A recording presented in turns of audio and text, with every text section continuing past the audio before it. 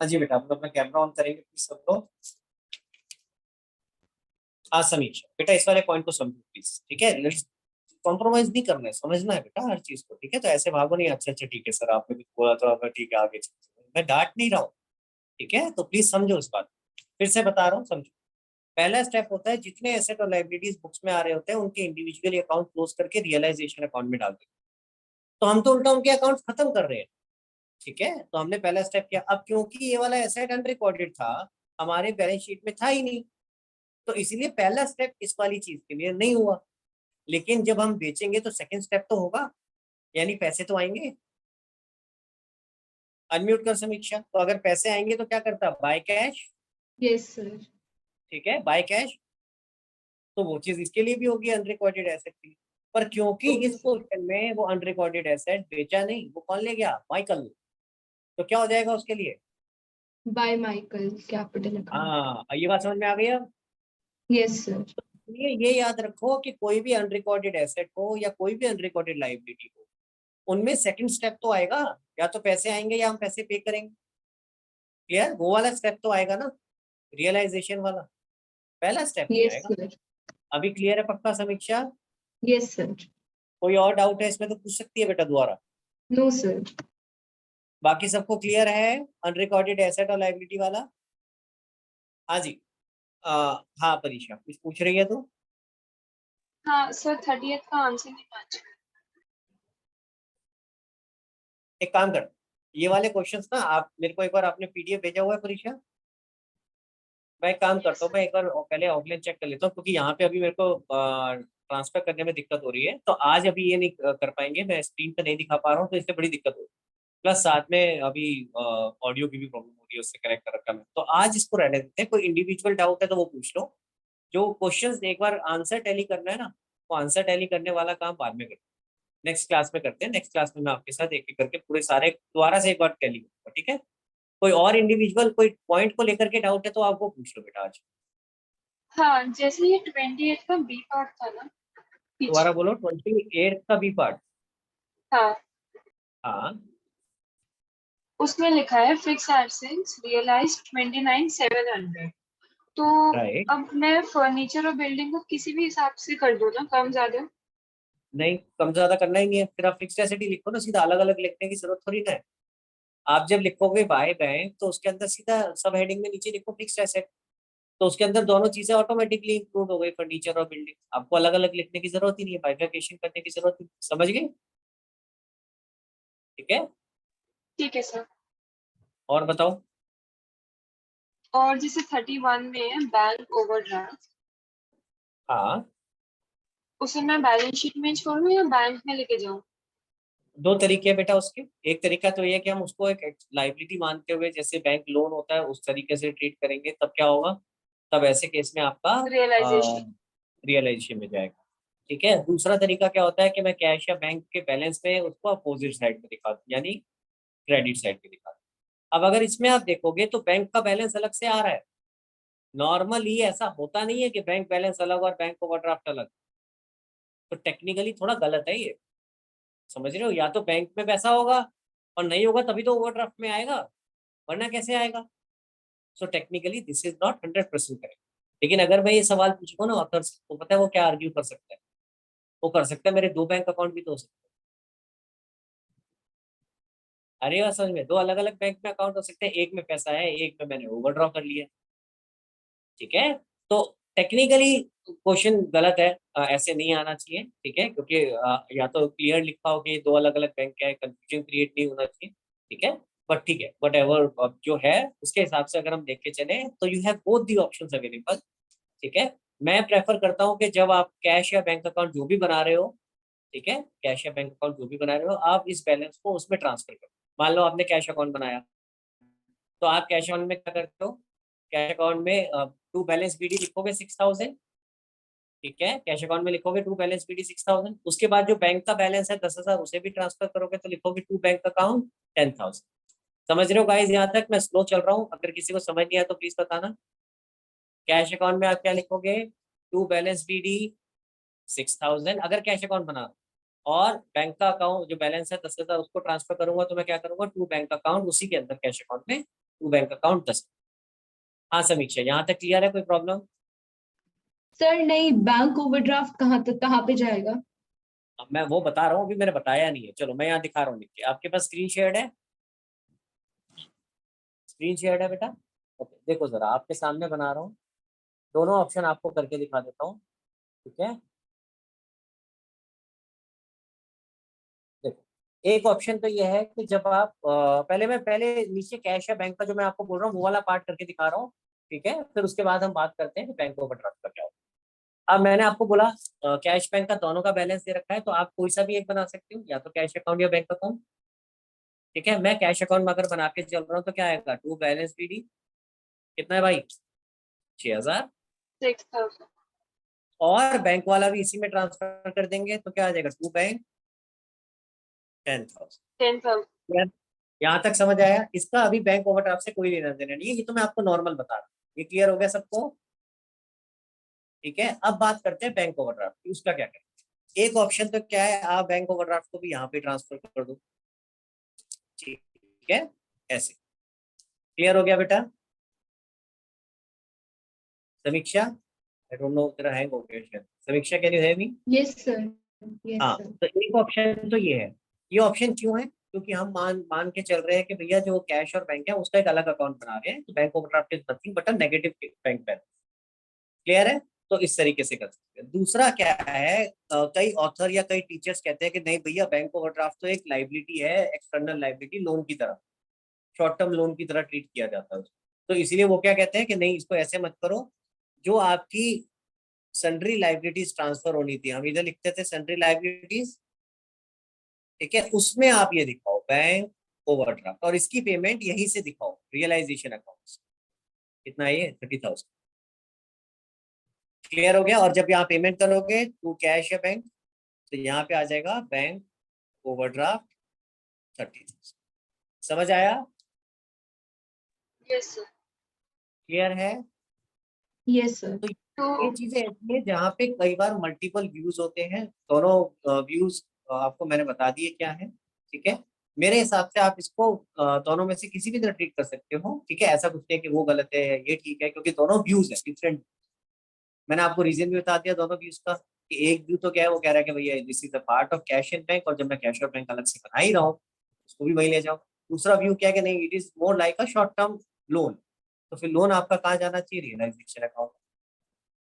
ठीक है, तो इसलिए आप रियलाइजेशन में लेके जाओ, वहां से पे करो। समझ आ गया? ठीक है, यस हाँ सर। आराम। सर मुझे डाउट था कि जैसे जब हम ये पे कर रहे हैं एसेट और लायबिलिटी, तो मतलब जो एडजस्टमेंट में मेंशन्ड है सिर्फ वो ही पे करेंगे? मैंने इसका बताया बेटा, अगर क्वेश्चन साइलेंट है, मैंने एक स्टेप बताया है, ये आप स्टेप में या तो आप स्टेप मिस कर रहे हो।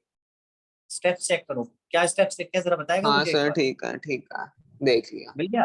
अरे, हाँ हाँ क्या क्या बता जरा। सर, स्टार्टिंग से बताऊं? नहीं नहीं, यही वाला पॉइंट बता दे, क्या मिला है। If the question is silent on realization of assets and liabilities following is to be considered: asset, tangible asset realized at book value; intangible realized nil; समझ आ गया? liabilities तो paid at book liabilities value. का क्या Yes sir. करोगे, paid eight book value. ठीक है, तो आप ये इसको Yes. इग्नोर नहीं, ये स्टेप है इसीलिए इसको याद रखना है। किसी लाइबिलिटी के बारे में अगर साइलेंट है क्वेश्चन, तो ये मान के चलोगे वो बुक वैल्यू पे पे हो रहा है। ठीक है Okay sir. गाइस, किसी और को कोई डाउट? तनीषा, आंसर मैच नहीं हो रहा है, उसको हम बाद में डिस्कस करते हैं। अगर कोई पॉइंट में डाउट है तो पूछ सकते हो आप। अगर किसी स्पेसिफिक पॉइंट में डाउट है किसी क्वेश्चन में, सर ये वाले पॉइंट का मतलब समझ नहीं आया या इसका ट्रीटमेंट समझ नहीं आया, तो वो पूछ सकते हो आप।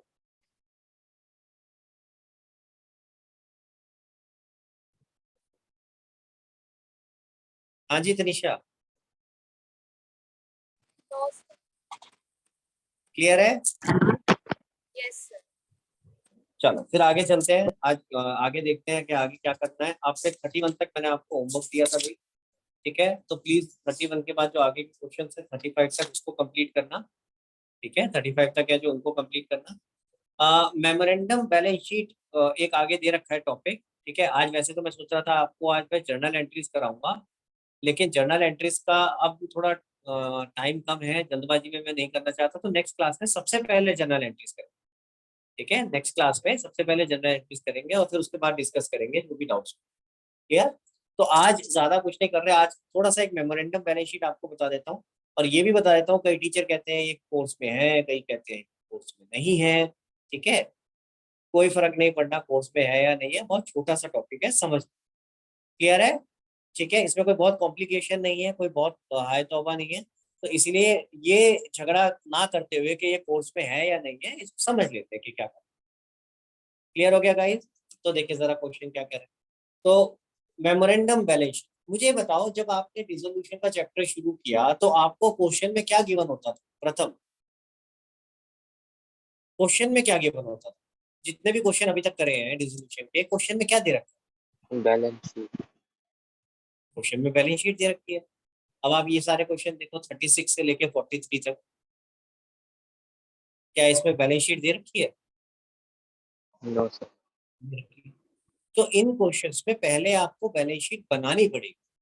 समझ आ रहा है? ठीक है, तो कोई ऐसा नहीं है कि बैलेंस शीट बनानी है कि अरे भाई ये तो मतलब हमने उसमें सीखा था 11th में, balance sheet banana, trading profit and loss of balance sheet, वो नहीं है। सारा कुछ दे रखा होगा आपको।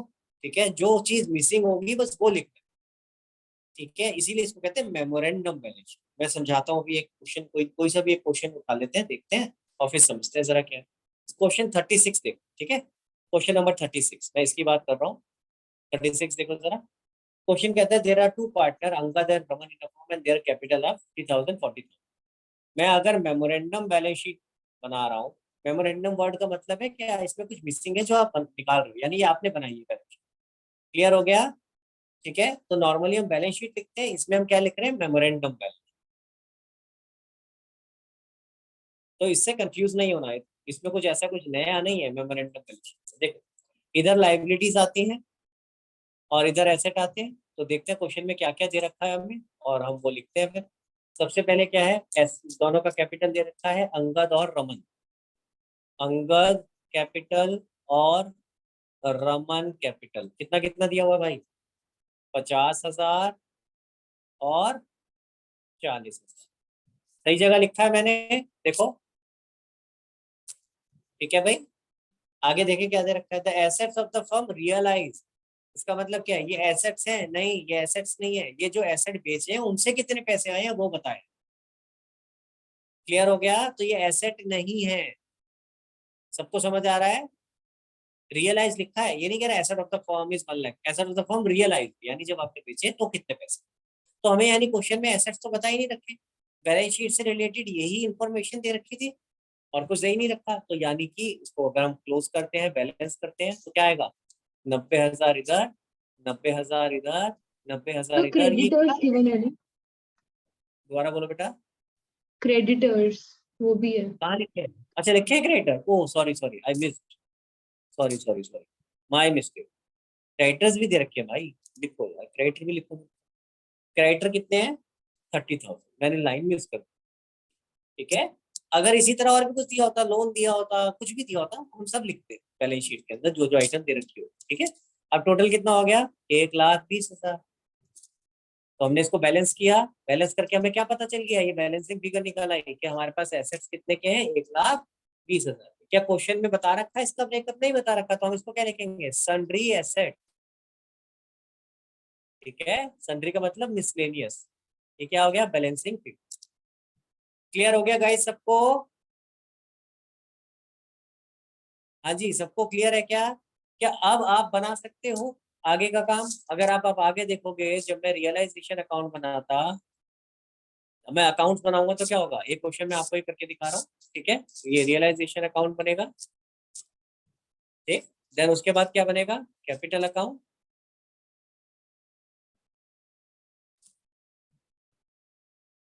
कौन कौन पार्टनर है? अंगद और रमन। मैं ए और जी लिख रहा हूँ फॉर द टाइम बिंग, ए और आर। ठीक है, मैं यहाँ पे थोड़ी जगह कम पड़ी है इसलिए मैं ए और आर। ठीक है, आप पूरा लिख। और लास्ट में क्या बनता है? कैश या बैंक। तो मैं कैश लेके चल लेता हूँ। हाँ जी, यही होता है। सबको समझ आ रहा है? अब आपके पास बैलेंस शीट है, सो मैंने एक क्वेश्चन को कन्वर्ट कर दिया जिसमें बैलेंस शीट नहीं थी, टू जिसमें बैलेंस शीट है। अब यहाँ से बैलेंस शीट से उठाओ भाई एक एक आइटम। अंगद और रमन का कैपिटल जाएगा capital account, by balance PD. कितना कितना है? 50,000 और 40। क्लियर हो गया? इसके बाद और क्या लाइबिलिटी में? क्रेडिटर। क्रेडिटर कहाँ जाएंगे? यहाँ रियलाइजेशन अकाउंट में, बाय सैलरी लाइबिलिटीज। ठीक है, क्रेडिटर आप सीधा लिख सकते थे, बाय क्रेडिट लिख सकते थे आज। ठीक है, क्योंकि एक ही चीज है, एक ही लाइबिलिटी है, मल्टीपल लाइबिलिटीज नहीं है, तो ऐसे भी लिख सकते थे, लेकिन क्योंकि हम एक ही तरीका अपनाते आ रहे हैं तो इसलिए मैंने उसी तरीके से आपको यहाँ लिख। चल सकता हूँ आगे? तो मैंने लाइब्रेरी साइड पूरी की पूरी ट्रांसफर कर दी जहां जहां जानी थी। अब एसेट पे आ जाते हैं। अब एसेट में क्या दे रखे हैं? Sundry asset. आपको ब्रेकअप तो दे ही नहीं रखा, तो मैं नीचे कुछ लिखूंगा ही नहीं, मैं सीधा सीधा सन्ड्री एसेट कहाँ लिख दूंगा यहाँ। आया समझ में? सबको क्लियर हो गया बेटा? सर पर जब क्वेश्चन में 1 लाख गिवन है तो हमने 120 क्यों लिए? बेटा क्वेश्चन में क्या गिवन है? 9 पढ़ो, मैंने सबसे पहले यही समझाया था। पढ़ो पढ़ो। वो आगे वाला स्टेप है, अगले बाय बैंक में आएगा। क्या लिखा है वो? एसेट रियलाइज, कि जब एसेट को बेचा तो कितने पैसे आए। एसेट कितने के थे ये नहीं बताया है, वही तो हमने बैलेंस शीट फिगर निकाली है। सबको समझ आया? क्लियर हो गया बेटा? ठीक है, तो एसेट कितने हैं ये नहीं बताया है। ठीक है, अब जब आप इनको बेचोगे वो बताया है कि कितने पैसे आएंगे। तो बाय कैश कितना आएगा? 1 लाख।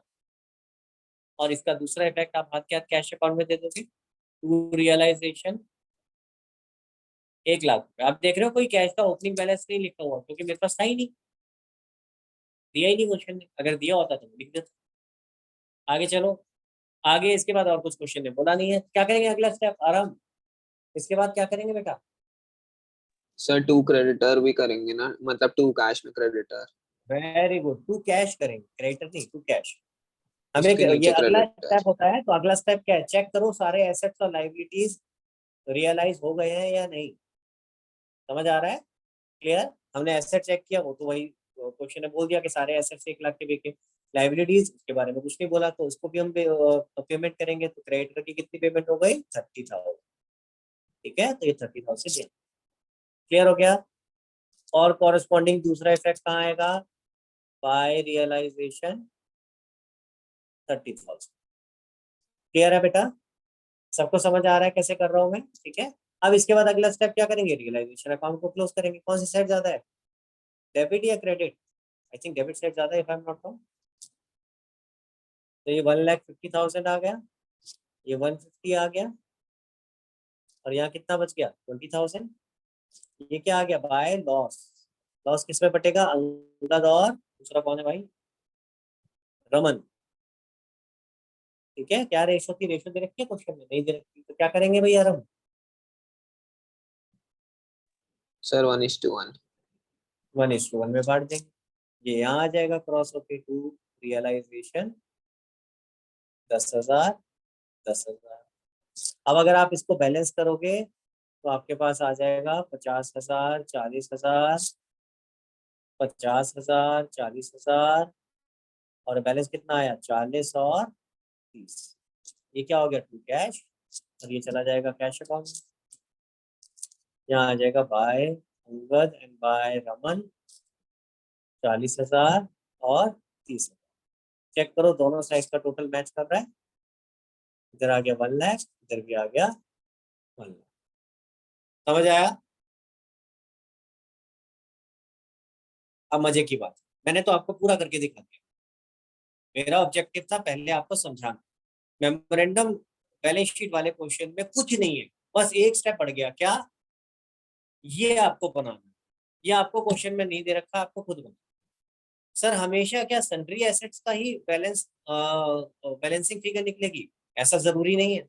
हो सकता है किसी क्वेश्चन में आपको ये दे रखा होता, मान लो इसी में 120 बता रखा होता कि एसेट्स कितने हैं 120 के। हो सकता है ब्रेकअप भी दे रखा होता कि बिल्डिंग इतना, लैंड इतना। ठीक है, चाहे ब्रेकअप दिया हो नहीं दिया हो, जैसे भी दिया हो हमें बता रखा है। मान लो फॉर एग्जाम्पल 120 हमें बता रखा है, कैपिटल कितना है 50 और 40। तो ऐसे में बैलेंसिंग फिगर क्या निकल आती? क्या निकलती भाई बैलेंसिंग फिगर? बताओ भाई वृंदा। 30,000। 30,000 को क्या बुलाते हैं? sundry liabilities. वेरी गुड, मेरे को लगा बोलेगी क्रेडिटर। क्रेडिटर तो क्वेश्चन ने बता रखा था इसलिए हमें पता था कि क्रेडिटर, वरना हमें क्या सपना थोड़ा ना आ रहा है कि कौन सी लाइबिलिटी है। ठीक है, क्रेडिटर हो सकता है, लोन हो सकता है, कुछ भी हो सकता है, तो हम उसको क्या बोलेंगे, सन्ड्री लाइबिलिटी। क्लियर हो गया? तो हो सकता है सन्ड्री एसेट निकल रहा हो सकता है बैलेंसिंग फिगर सन्ड्री लाइबिलिटी निकल रहा हो, यानी कुछ ना कुछ बैलेंसिंग फिगर निकलेगा। ऐसा भी हो सकता था कि आपको, देखो एक चीज और दिखाता हूँ, हो सकता है आपको ये 3 चीजें दी होती है। चल जा भाई।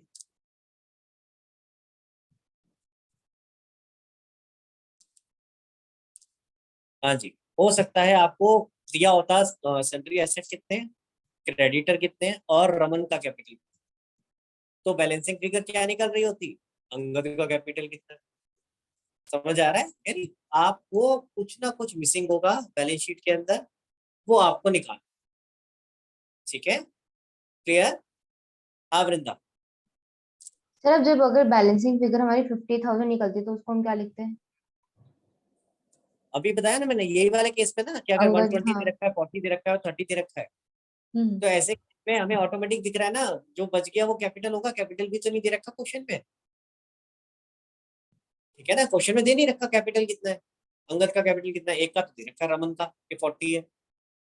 ठीक है, तो ऐसे में हमारी असम्पशन क्या रहनी चाहिए कि जो बाकी बचा है फिर अंगद का कैपिटल होगा भाई, बता ही नहीं रखा हमें। ठीक है। अच्छा, एक और चीज हो सकती थी, फॉर एग्जाम्पल मान लो क्वेश्चन में आपको ये दिया होता, ध्यान से देखना, कैश 10,000। ठीक है, हो सकता है क्वेश्चन ने बता रखा हो, बाकी सारी चीजें सेम, क्वेश्चन ने बता रखा कैश 10,000, तो बाकी जो हमारी एसेट्स बच गए वो कितने आ जाते हैं, 1,10,000। तो जब हम रियलाइजेशन में लेके जाते तो 1,10,000 लेके जाते, और कैश अकाउंट को जो अलग से बना रहे थे उसका ओपनिंग बैलेंस आ जाता 10,000। समझ आ गया? क्लियर है? तो आपको सिंपल, इसमें कुछ नहीं है। मेमोरेंडम बैलेंस शीट को कई बार लोग हवा बना देते हैं कि पता नहीं ऐसी क्या चीज है, ऐसा कुछ नहीं है, सिंपल सी चीज है। आपको बैलेंस शीट खुद बनानी है, बनाने में कुछ कॉम्प्लिकेशन नहीं है। जो चीजें दे रखी है उसको लाइबिलिटी और एसेट पे जहां लेके जाना है वहां लेके जाओ, और फिर देखो कि कौन सी साइड ज्यादा है, उसके हिसाब से क्या निकल गया। क्लियर हो गया? समझ आया सबको? तो ये क्वेश्चन है 36 से लेकर के 43, इन सब में यही है और कुछ। अब मजेदार सेकंड बात, ये तो पहली बात हो गई। सेकंड थिंग, क्वेश्चन ने आपसे क्या बोला था, रियलाइजेशन अकाउंट बनाओ। देखो, कैपिटल अकाउंट बनाओ और कैश अकाउंट बनाओ, क्या ये बोला था? बोला है प्रिपेयर नेसेसरी अकाउंट, ये भी नहीं बोला प्रिपेयर नेसेसरी अकाउंट, ये बोला होता तो भी मतलब यही। क्वेश्चन ने क्या मांगा है, how much will Angad and Raman receive, कितने पैसे अंगद और रमन को मिलेंगे। तो आपको जरूरी नहीं था कि ऐसे केस में आप ये पूरा का पूरा कैपिटल, ये सारे अकाउंट्स बनाओ, जरूरी नहीं है। आप इस क्वेश्चन को क्या बोलते हैं, स्टेटमेंट की फॉर्म में कैलकुलेट करके भी दिखा सकते हो। ठीक है, समझ आ रहा है मैं क्या कह रहा हूँ? आपको पूरा का पूरा बनाने की जरूरत नहीं थी। हाँ, लेकिन ऑब्वियसली वो थोड़ा कॉम्प्लिकेटेड हो जाता है, ये ज्यादा आसान समझ में आता है अपने को। अदरवाइज आप कैसे कर सकते थे, आप कहते कि भाई कैपिटल कितना है दोनों का, जो ये आपने कैपिटल अकाउंट बनाया है ना, उसी चीज को आप कैसे बनाते हैं, स्टेटमेंट की फॉर्म। तो आप यहाँ लिखते हैं कौन कौन है ये, अंगद कैपिटल फॉर एग्जाम्पल और रमन कैपिटल। ठीक है, इधर आ जाता पर्टिकुलर, तो आप यहाँ लिखते, सॉरी कैपिटल वर्ड यहाँ नहीं लिख रहे, हम यहाँ अंगद और रमन ही लिखेंगे। ठीक है, तो मैं अंगद और रमन लिख देता हूँ यहाँ पे, अंगद और रमन। फिर यहाँ आता ओपनिंग कैपिटल, सबसे पहले आप ओपनिंग कैपिटल लिखते हैं 50,000 और 40,000। ठीक है, क्लियर हो गया बेटा? उसके बाद आप लिखते हैं यहाँ पे लेस रियलाइजेशन लॉस। अब रियलाइजेशन लॉस का आप अगर रियलाइजेशन अकाउंट नहीं बना रहे हो तो आपको अलग से कैलकुलेशन करके देखना पड़ता है, तो कैलकुलेशन वाला स्टेप बढ़ जाता। समझ रहे हो मेरी बात? उसको अलग से कैलकुलेट करते, तो इसीलिए वो थोड़ा और कॉम्प्लिकेटेड हो जाता है। तो इवन इफ अगर ऐसे केसेस में नहीं भी बोला ना बनाने को, बना लोगे तो आसान है। ठीक है, तो अगर रियलाइजेशन लॉस में देखो कितना आया टोटल मेरा, 20,000। ठीक है, अब अगर मैं इसमें सीधा सीधा देखूं, मुझे दिख रहा था कि लाइबिलिटी तो पूरी की पूरी पे ऑफ हो रही है, एसेट्स का फर्क है बस, एसेट दिख रहे हैं मुझे 1,20,000 के, 1,00,000 में बिक रहे हैं, तो सीधा सीधा दिख रहा है 20,000 का लॉस। आया समझ में मैं क्या कह रहा हूँ? ठीक है, अगर ज्यादा एसेट्स और लाइबिलिटीज है फिर ऑब्वियसली आपको टोटल करके देखना। तो ऐसे केस में 20,000 का लॉस था, इनकी रेशियो में डिवाइड कर दिया 10,000। ठीक है, यहाँ आ गया 60,000, सॉरी लॉस है माइनस,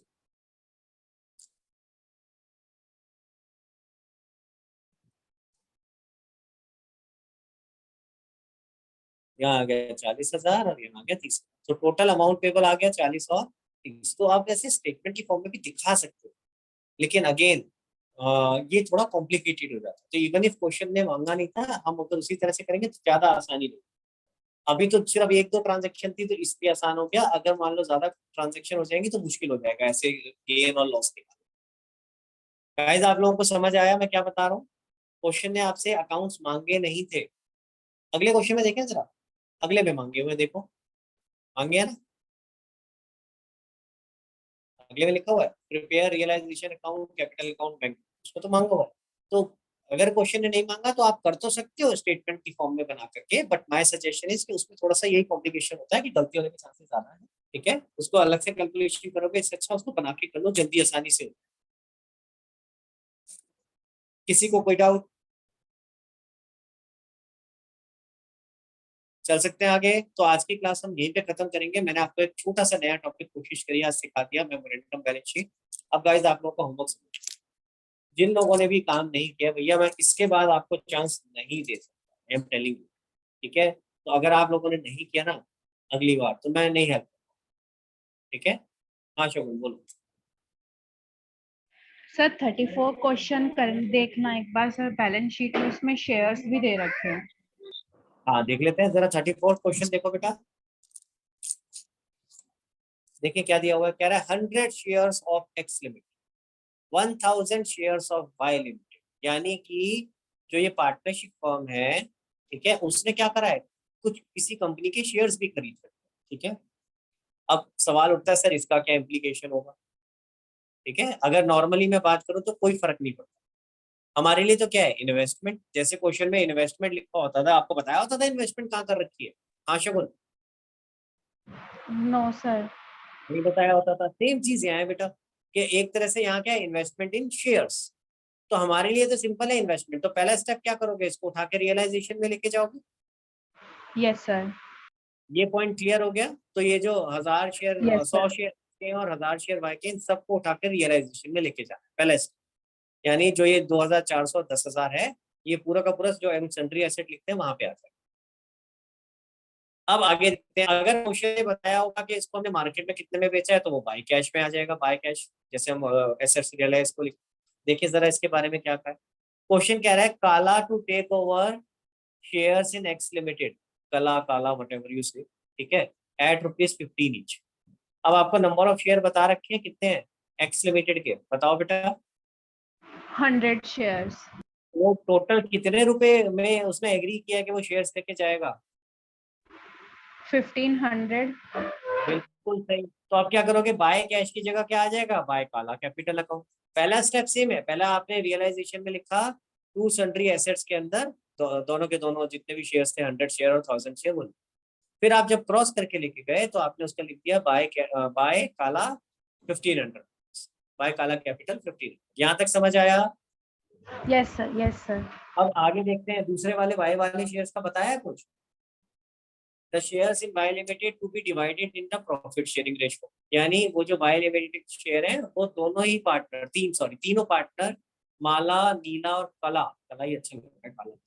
तो माला, नीला और कला, ये तीनों के तीनों ले गए किस रेशो में, 7:2:1। Yes sir, 7:2। तो आप इस 10,000 रुपए अब किस प्राइस पे लेके गए ये नहीं बताया, तो जब नहीं बताया तो किस प्राइस पे लेके जाते हैं, वैल्यू पे। वैल्यू पर। टेंजिबल एसेट है, बुक वैल्यू पे जाएगा। तो यानी 10,000 शेयर, 10,000 रुपए के शेयर्स को आप किस पे डिवाइड कर दोगे, 7:2:1।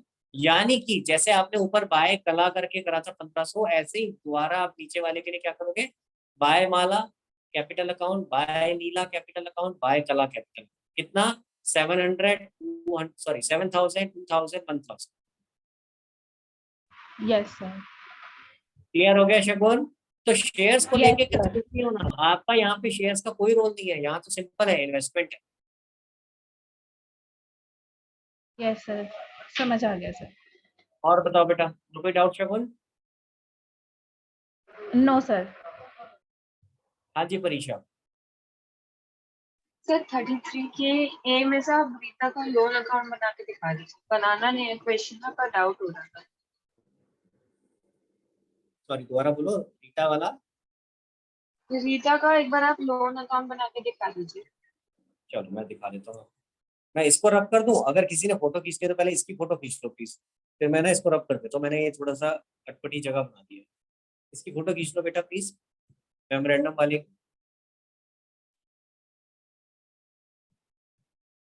चलो आगे। ओके, ये नीचे वाले की भी खींच लो।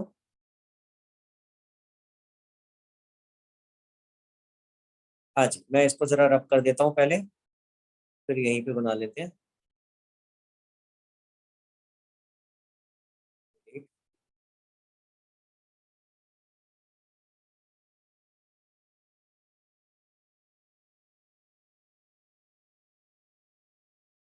हाँ जी, बताओ क्या कह रहे हो आप, कौन से क्वेश्चन में? 33 क्वेश्चन में प्रॉब्लम किस चीज की आ रही है?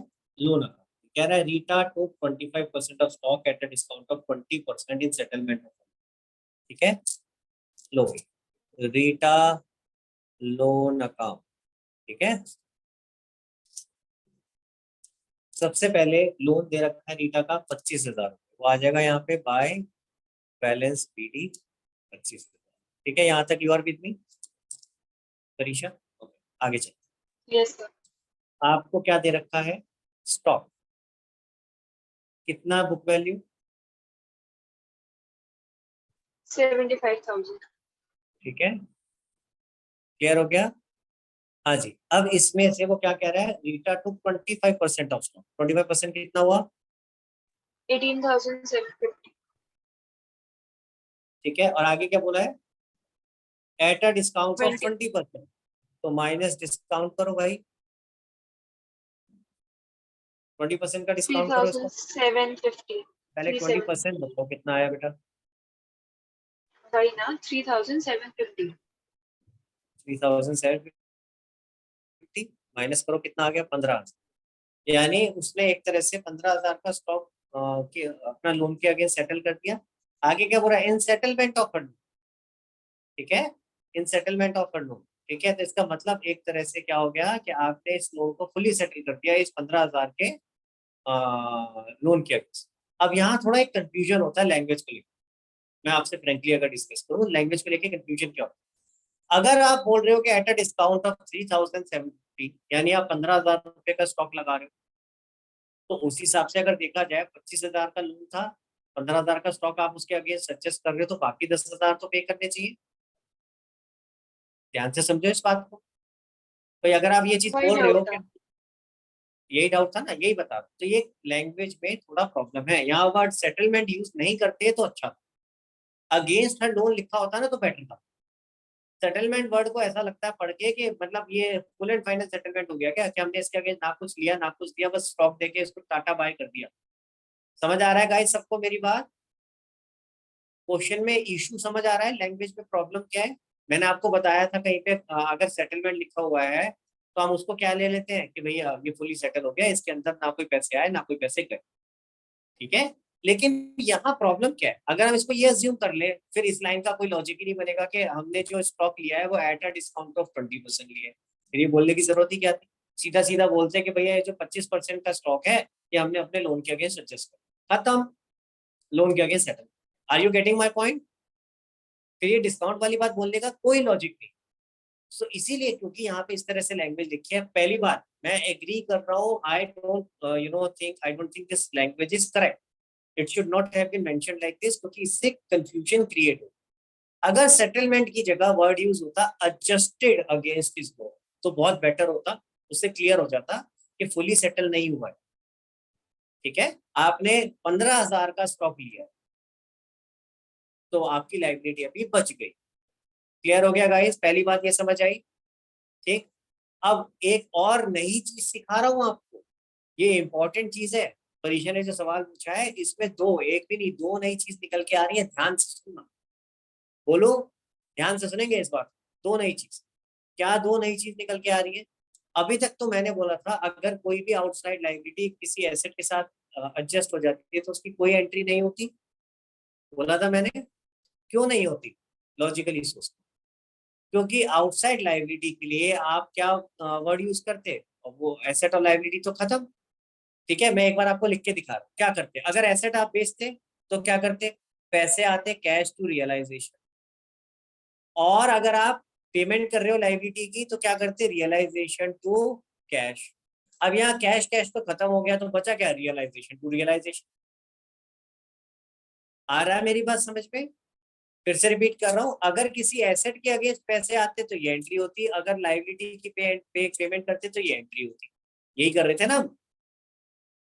लेकिन अगर एक एसेट और लाइबिलिटी आपस में एडजस्ट हो गए, तो ऐसे केस में क्या होगा, कैश कैश तो खत्म हो गया, कैश तो आया नहीं, ना कैश आया ना कैश गया, तो एंट्री क्या बच गई, रियलाइजेशन टू रियलाइजेशन। ऐसी कभी एंट्री होती है क्या, वही डेबिट और वही क्रेडिट, इसका मतलब नो इफेक्ट। इसीलिए मैं ऐसे केसेस में आपको नो इफेक्ट बोला। Now you got the logic कि मैंने क्यों नो इफेक्ट बोला था। लेकिन अगर किसी केस में मान लो ये हो रहा है, आपका एसेट तो था 50,000 का जो बिक रहा था, लेकिन लाइबिलिटी आपकी पे ऑफ हो रही थी 40,000, याद करो, और ये फुल एंड फाइनल सेटलमेंट में नहीं हो रही है। ठीक है, तो ऐसे केस में हम क्या कहते थे कि हमारे पास नेट 10,000 अभी भी आ रहे हैं, तो नेट एंट्री क्या बन जाती थी हमारी, कैश टू रियलाइजेशन 10,000। बाकी सब तो 40-40 तो देखो कैंसिल आउट हो गया, लेकिन ये बच गया। आ रहा है समझ में? इसीलिए मैं कहता था कि अगर फुल एंड फाइनल सेटलमेंट है तो नो इफेक्ट, लेकिन अगर फुल एंड फाइनल सेटलमेंट नहीं है तो यू हैव टू चेक कि कितना बैलेंस आपको पे करना है या कितना बैलेंस आपको मिलेगा। चलूं आगे, यहां तक किसी को कोई डाउट है? पक्का? चलो भाई, तो आगे समझते हैं ये। अब इसमें नया क्या है, ये तो मैंने समझा दिया था। नया ये है कि अगर आप ध्यान से देखो, ये तो ऐसी लाइबिलिटी है जो रियलाइजेशन अकाउंट में गई नहीं। ये तो ऐसी लाइबिलिटी है जो रियलाइजेशन में गई नहीं। तो जब आप इसकी पेमेंट करोगे, तो आप तो किस अकाउंट से पेमेंट कर रहे हो, रीटा के अकाउंट से। Let us forget for the time being, एक बार को भूल जाते हैं कि हमने इसको स्टॉक दिया है। अगर स्टॉक नहीं दिया होता तो पेमेंट कर रहे होते, तो यहाँ क्या आता, टू कैश। आ रहा है समझ में? तो एंट्री क्या बनती है बेटा, Rita loan account to cash account. ठीक है, अब हमने इसको स्टॉक दे दिया, अब हमने इसको स्टॉक दे दिया, तो ऐसे केस में क्या होगा भाई, पहली चीज, हमने अगर इसको स्टॉक दिया है तो यहाँ पे ये नहीं होगा कि सर एक एसेट के अगेंस्ट एक लायबिलिटी खत्म हो गई तो नो इफेक्ट। क्यों? क्योंकि वहां तो दोनों जगह रियलाइजेशन के थ्रू हो रहा था। जो लायबिलिटी पे कर रहे थे वो भी रियलाइजेशन के थ्रू हो रही थी, वो लायबिलिटी ऑलरेडी हम रियलाइजेशन में ट्रांसफर कर चुके, ये वाली लायबिलिटी रियलाइजेशन में नहीं गई है। तो इसीलिए यहाँ पे क्या होगा, यहाँ पे आपको इस लायबिलिटी का नाम लिखना पड़ेगा। ठीक है, तो यहाँ आपका इफेक्ट क्या बचेगा, नेट इफेक्ट। यहाँ आपका इफेक्ट बचेगा Rita loan debit to realisation. Asset लिखते हैं, एसेट की जगह क्या आ जाएगा, रियलाइजेशन। समझ आ रहा है? फिर से रिपीट कर रहा हूँ, ध्यान से सुनेंगे। नॉर्मली कोई भी आउटसाइड लायबिलिटी के अगेंस्ट कोई एसेट अगर हम देते हैं तो उनका इफेक्ट नील आ जाए, नो इफेक्ट, ऊपर भी रियलाइजेशन नीचे भी रियलाइजेशन। लेकिन इस केस में क्योंकि ये आउटसाइड लायबिलिटीज में है, रियलाइजेशन में गई नहीं है, ये तो आपका लायबिलिटी अलग से अकाउंट बन गई, तो इसीलिए आपकी इसमें एंट्री होगी। क्या एंट्री होगी, रीटा लोन टू रियलाइज।